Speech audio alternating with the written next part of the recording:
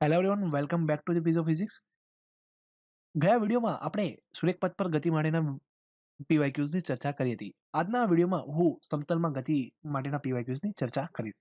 તો તેમાં સૌપ્રથમ આપણો પ્રશ્ન છે, સમાન અવધિ અને મહત્તમ ઊંચાઈ ધરાવતા પ્રક્ષિપ્ત પદાર્થનો પ્રક્ષેપણ કોણ ખાલી જગ્યા હશે. બરાબર. તો આ ક્વેશ્ચનમાં આપણે એમ કીધું છે અવધિ અને મહત્તમ ઊંચાઈ એ બંને સમાન હોય તે માટેનો પ્રક્ષેપણ કોણ કેટલો હશે. તો આપણને અવધિનું સૂત્ર ખબર છે, આર ઇક્વલ્સ ટુ આપણી પાસે હોય છે you square sine of 2θ by G, and maximum હાઇટનું ફોર્મ્યુલા હોય છે you square sine square theta by 2g. R equals to H આપણે પુટ કરીએ તો આપણને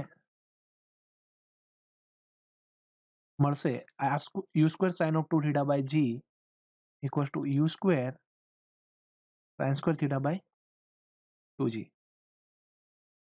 ઠીક છે. યુ સ્ક્વેર થી યુ સ્ક્વેર કટ થઈ જશે, જી થી જી કટ થઈ જશે. સાઇન ઓફ 2θ ને હું લખી શકું છું 2 sin theta into cos theta, ને સાઇન સ્ક્વેર થીટાની જગ્યાએ આવશે આપણી પાસે સાઇન સ્ક્વેર થીટા લઈ લઈએ અત્યારે તો ડિવાઇડેડ બાય 2. બરાબર. સાઇન થીટાથી સાઇન સ્ક્વેર થીટાનો એક કટ થઈ જશે તો આપણી પાસે અહીંયા છે 2 આ બાજુ જશે તો 4, અને sine theta by cos theta આપણી પાસે આવશે tan થીટા. Theta equals to tan inverse 4 એ આપણો પ્રક્ષેપણ કોણ થશે. તો આપણો અહીંયા સાચો જવાબ આવશે tan ઇનવર્સ 4.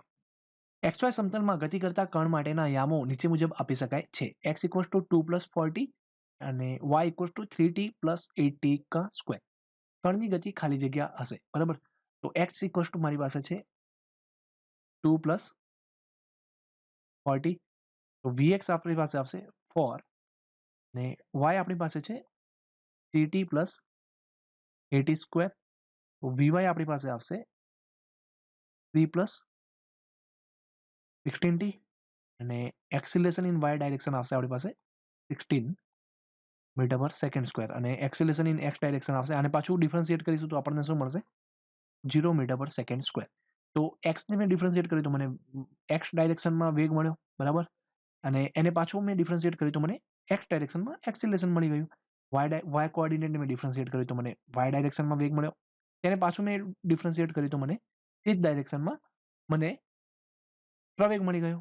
બરાબર. હવે આપણને અહીંયા 4 અલગ અલગ ઓપ્શન આપ્યા છે. સીધી રેખામાં નિયમિત પ્રવેગ ગતિ નહીં, કેમ કે અહીંયા vx પણ છે, આપણે vy પણ છે, તો આ ઓપ્શન ગલત થશે.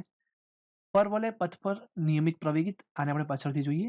બરાબર. પછી આપણી પાસે છે અનિયમિત રીતે પ્રવેગિત. નહીં, ખોટું છે, કેમ કે આપણી ગતિ એ અહીંયા નિયમિત પ્રવેગિત છે. બરાબર. હવે અહીં આપણી પાસે બે ઓપ્શન છે, આ ઓપ્શન પણ ગલત છે. પરવલય પથ પર નિયમિત પ્રવેગિત ગતિ, તો આ ગતિ કેવી હશે? આ ટાઈપની. બરાબર. એક ટાઈપની પ્રોજેક્ટાઇલ મોશન એટલે કે પ્રતિક્ષિપ્ત ગતિ જ જશે આ. બરાબર. તો આ પ્રશ્નનો આપણો જવાબ થશે પરવલય પથ પર નિયમિત પ્રવેગિત ગતિ. હવે આપણી પાસે એક પ્રશ્ન છે અહીંયા, YZ સમતલમાં ગતિ કરતી એક કીડીનું સ્થાન 2t² જે કેપ પ્લસ 5k કેપ છે, જ્યાં t એ સેકન્ડમાં દર્શાવવામાં આવે છે. t ઇક્વલ્સ ટુ 1 સેકન્ડ વખતે કીડીના વેગના મૂલ્ય અને દિશા ખાલી જગ્યા હશે. તો આપણી પાસે y કોઓર્ડિનેટ છે 2t² જે કેપ એન્ડ z કોઓર્ડિનેટ છે 5k કેપ. ઓકે. તો vy આપણી પાસે આવશે 40 જે કેપ, vz આવશે આપણી પાસે 0 k કેપ. તો એક્સિલેશન ઇન y ડાયરેક્શન આપણી પાસે આવશે, પાછું આને આપણે ડિફરન્શિએટ કરીશું તો 4 જે કેપ. ઓકે. અહીંયા આપણે વેગનું મૂલ્ય અને દિશા જ શોધવાનું છે, તો અહીંયાથી આપણે શોધી શકીએ છીએ કે t ઇક્વલ્સ ટુ 1 સેકન્ડ ને અહીંયા t ની વેલ્યુ 4 મૂકી દઈશું તો મને પડશે 4 જે કેપ, આ થશે 0 k કેપ. તો વેગનું મૂલ્ય અને દિશા થશે આપણી પાસે y દિશામાં 4 મીટર પર સેકન્ડ. તો t ઇક્વલ્સ ટુ 1 સેકન્ડે આપણને વેગનું મૂલ્ય મળશે 4 મીટર પર સેકન્ડ, ડાયરેક્શન આવશે y દિશા. બરાબર. હવે આપણી પાસે આગળનો પ્રશ્ન છે, m દળના પદાર્થને h ઊંચાઈના ટાવરની ટોચ પરથી v વેગથી સમસ્થિતિજ ફેંકતા એક ટાવરના તળિયેથી 100 મીટરના અંતરે જમીન પર પડે છે. તો 2 મીટર દળનો પદાર્થ 4h ઊંચાઈના ટાવરની ટોચ પરથી v/2 વેગથી ફેંકતા ખાલી જગ્યા મીટર અંતરે જમીન પર પડશે. તો જુઓ અહીંયા આપણે રેન્જ ફાઇન્ડ કરવાની છે, ટૂંકમાં આપણે જોઈ લઈએ તો h ઊંચાઈ છે, બરાબર. અહીંયા જો દળને અને પ્રતિક્ષિપ્ત ગતિને કંઈ લેવા દેવા હોતો નથી, તો દળને આપણે ઇગ્નોર કરીશું, બરાબર. h ઊંચાઈના ટાવર પરથી v વેગ, તો રેન્જ આપણને કેટલી મળી? 100 મીટર. ફોર h ઊંચાઈનો ટાવર, વેગ હતો આપણી પાસે v/2 અને આપણે અહીંયા રેન્જ ફાઇન્ડ કરવાની છે, બરાબર. તો રેન્જ શોધવા માટે આપણી પાસે અહીંયા ટાઈમ હોવો જોઈએ, બરાબર. કેમ કે સમસ્થિતિજ દિશામાં ફેંકીએ છીએ તો પ્રારંભમાં તેની પાસે માત્ર x દિશામાં જ ગતિ હશે. ધારો કે આપણી પાસે આવી રીતે કોઈ ટાવર છે, હું અહીંયાથી કોઈ પદાર્થને આમ ફેંકીશ તો એની પાસે જસ્ટ ux હશે, uy ની વેલ્યુ કેટલી હશે? 0, બરાબર. તો જે મને ટાઈમ મળશે એને હું ux ઇન્ટુ ટી કરી દઈશ તો મને શું મળી જશે? અહીંયાથી રેન્જ મળી જશે. તો મારે અહીંયા ટાઈમ ફાઇન્ડ કરવો પડશે. ux ની વેલ્યુ મને આપેલી છે, બરાબર. તો પહેલા કિસ્સામાં દેખો, હું h equal to half gt square put કરીશ તો મને ટાઈમ મળશે square root of 2h by g, બરાબર. તો સ્ક્વેર root of 2h by g into v equals to આપણી પાસે છે 100 મીટર, બરાબર. ફોર h ઊંચાઈ છે તો એ કેસમાં આપણી પાસે four h equals to half g t dash કા સ્ક્વેર, બરાબર. તો ટી ડેશ આપણી પાસે આવશે square route of 8h by g, ઠીક છે. તો હવે આપણી પાસે અહીંયા વેગ શોધવાનો છે, તો આને હું પાછું square root of 2h by g માં પરિવર્તિત કરવું તો 4 ઇન્ટુ 2, 2 બહાર આવી જશે તો આપણી પાસે આવશે સ્ક્વેર રૂટ ઓફ 2h. તો આપણે અહીંયાથી પાછી રેન્જ શોધીશું, તો આ રીતે જ આપણે રેન્જ શોધવાનો ટ્રાય કરીશું. Square root of 2h upon g into this is v by 2. તો 2 થી 2 કટ થઈ જશે. Square root of 2h by g into v નું જગ્યાએ હું આ પાછું મૂકીશ તો મને શું મળશે? 100 મીટર. તો અહીંયા પણ અવધિ અથવા તો રેન્જ કેટલી આવશે? 100 મીટર. એક પ્રક્ષેપની કોઈ એક જગ્યા સ્થાને મહત્તમ ઊંચાઈ 64 મીટર છે. જો પ્રારંભિક વેગ અડધો કરવામાં આવે તો પ્રક્ષેપ્ત પદાર્થની નવી મહત્તમ ઊંચાઈ ખાલી જગ્યા મીટર થશે. આપણી પાસે ફોર્મ્યુલા છે h equal to you square sine square theta divided by 2g. h એ ડિરેક્ટલી પ્રોપોર્શનલ છે યુ સ્ક્વેર સાથે. જો હવે હું પ્રારંભિક વેગને અડધો કરી દઉં તો h ડેશ થઈ જશે યુ સ્ક્વેર બાય 4. h આપણી પાસે છે અત્યારે 64 મીટર, તો એનાથી પણ આ 1/4 થઈ જશે એટલે કેટલું થઈ જશે? 16 મીટર. તો અહીંયા આપણો આન્સર શું આવશે? 16 મીટર. હવે આપણી પાસે નેક્સ્ટ પ્રશ્ન છે, નિસરણીની ટોચ પરથી એક દડો સમસ્થિતિજ વેગ યુથી ગબડે છે, બરાબર. પગથિયા 0.1 મીટર ઊંચા અને 0.1 મીટર પહોળા.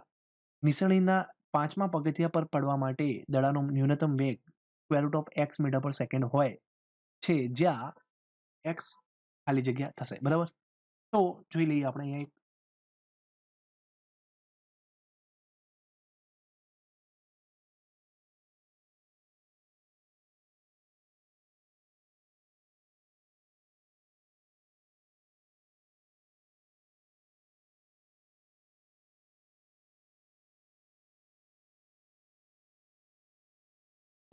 તો દડો આપણે અહીંયા છે અને આપણે એને 5th સ્ટેપ પર પહોંચાડવો છે, બરાબર. તો અહીંથી આ દડાને આપણે અહીંયા રીતે પ્રતિક્ષિત કરવો છે.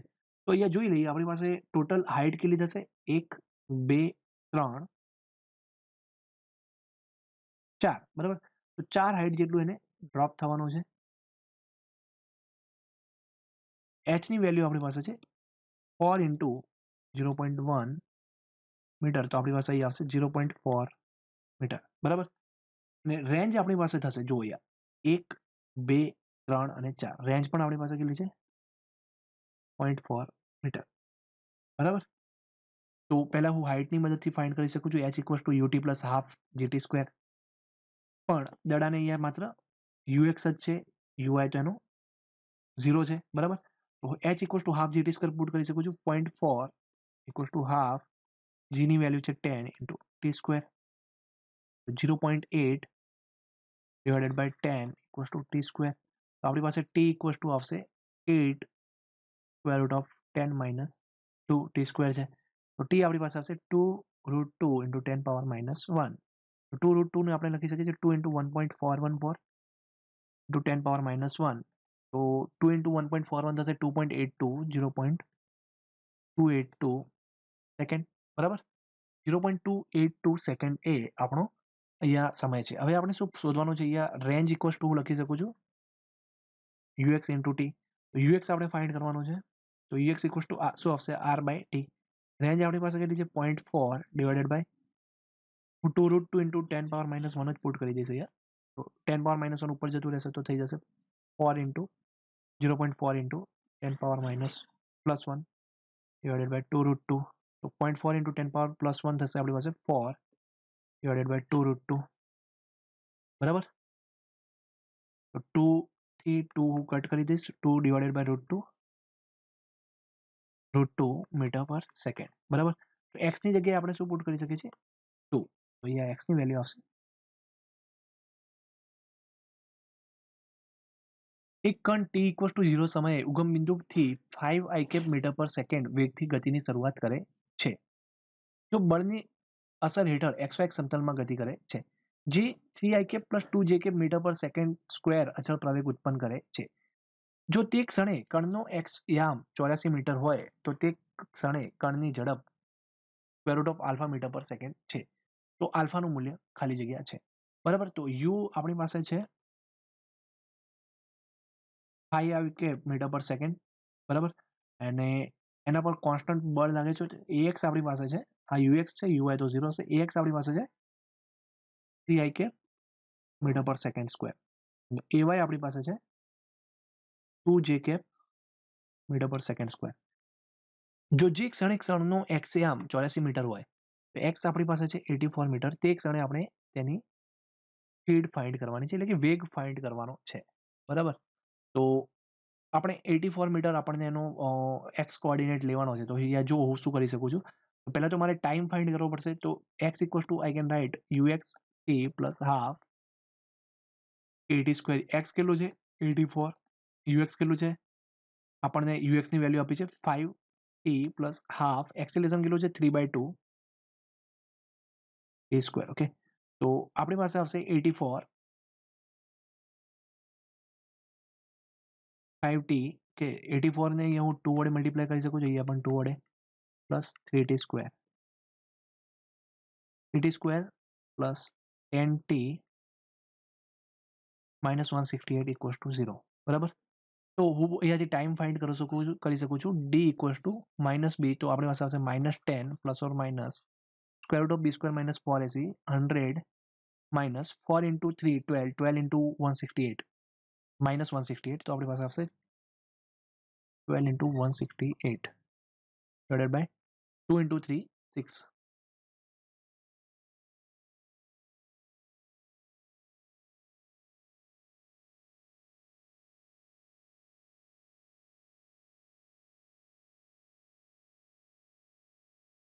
તો આનો આન્સર આપણી પાસે આવશે 46. તો -10 plus or minus 46 divided by 6 બરાબર. તો -10 પ્લસ ઓર માઇનસ 46. તો 46 ને આપણે અહીંયા પોઝિટિવ જ લેવું પડશે કેમ કે ટાઈમ કોઈ દિવસ નેગેટિવ ના હોઈ શકે.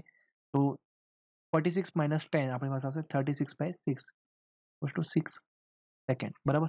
તો ટાઈમની વેલ્યુ શું હશે? આ ટાઈમે એક્સ જ્યારે 84 મીટર હશે ત્યારે ટાઈમ હશે 6 સેકન્ડ બરાબર. તો હવે આપણે ઝડપ ફાઇન્ડ કરવાની છે. તો દેખો vx આપણી પાસે આવશે ux પ્લસ axt. ux કેટલું છે? 5 પ્લસ 3 into 6 3 into 6 18 પ્લસ 5 આપણી પાસે આવશે 23 મીટર પર સેકન્ડ. vy આપણી પાસે આવશે uy પ્લસ ayt. એક્સેલેરેશન કેટલું છે? 2 into 6 12 મીટર પર સેકન્ડ બરાબર.